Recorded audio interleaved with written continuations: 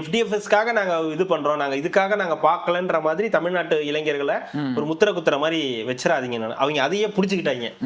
போச்சு FDFSக்காக தான் பேச மாட்டேங்கிறாரு, அவருடைய படம் பிரச்சனை ஆயிட்டு தான் அவர் வந்து பேச. ஏய், அந்த படத்தையே 1.5 கோடி பேர் பார்த்துட்டா அந்த பார்த்த படத்தை தான் நாளைக்கு ரிலீஸ் பண்றாங்க. அதுக்கு தான் FDFSக்கு வந்து போராடுறாங்களே தவிர இதுவும் அதுவும் ஒண்ணு கிடையாது.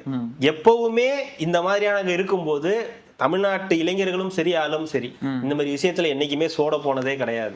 அது பாட்டுக்கு ஒரு பக்கம் ஓடிக்கிட்டு இருக்கும். இது இப்ப என்ன இப்ப ஜந்தர் மந்தர்ல நடக்கிறதுனால நாடு ஃபுல்லாவே அப்படியே இதாயிட்டாங்களா இளைஞர்கள்? எதுவுமே இப்ப ஓட்டிட்டுல எவனும் படம் பாக்குறதே இல்ல, எவனும் சோறு தண்ணியே தின்றது இல்ல, எதுவுமே கிடையாது. அங்க என்ன நடந்து எனக்கு புரியவே இல்லை.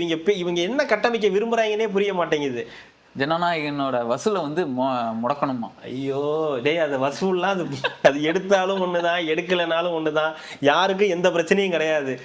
என்னன்னா அது ஒரு எமோஷன். அந்த படம் எங்களுக்கு பிடித்த நடிகருடைய கடைசி படம், அதை நாங்க என்னைக்கோ கொண்டாடி முடிச்சு நாங்க அடுத்த கட்டத்துக்கு போயிருக்கணும். எங்க ஜனநாயகன் ட்ரெய்லரை வந்து அமரனா இல்ல பராசக்தி பீட் பண்ணுச்சுங்களா, அந்த மாதிரிதான் அந்த வசூலை வந்து முறியடிக்க முடியாத அளவுக்கு நாங்க இது பண்ணிட்டோம்னா அப்ப அடுத்த இது வந்து உங்களுக்கு இல்ல மவுஸ் குறைஞ்சு போச்சு, மக்களே முடிவு பண்ணிட்டாங்க.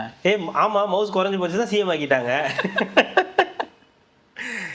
அதாவது இங்க எனக்கு இது போதுன்னு சொன்னோன்னே சரி நீ போய் போராடுன்னு சொல்லல, இங்க போதுமா, இங்க போறீங்களா, சரி போங்க அப்படின்னு சொல்லி மேலதான் ஏத்தி அனுப்பிச்சு விட்டுருக்காங்களே தவிர கீழே போங்கன்னு வந்து அனுப்பிச்சு விடல மக்கள். அதனால வந்து அவருக்கு வசூல் குறைஞ்சாலும் இது வசூலே இல்லைன்னு சொன்னாலும் இப்ப அடுத்து படம் நடிக்க போறது இல்ல. அஜித் அவர்களும் பெரிய அடுத்து படங்கள் பெருசா நடிச்சு காம்படிஷனுக்கு வர போறது இல்ல. இனி ஒன்லி ஒன் சூப்பர் 1 மட்டும்தான். அதனால சூப்பர் 1 அவரே இது பண்ணி அவரே அடிச்சு அவரே 6 அடிச்சு அவரே சந்தோஷப்பட்டுக்கலாமே தவிர வேற எதுவும் இங்க வேலை கிடையாது. நீங்க இதுமே விஜய் நாங்க பீட் பண்ணிட்டோம், இனிமே அவ்வளவுதான், விஜய் படங்களை விட டாப் கிளாஸ்ல இருந்தா வச்சுக்குங்க. அவர் எங்க விட்டு எங்க போயிட்டு இருக்காரு?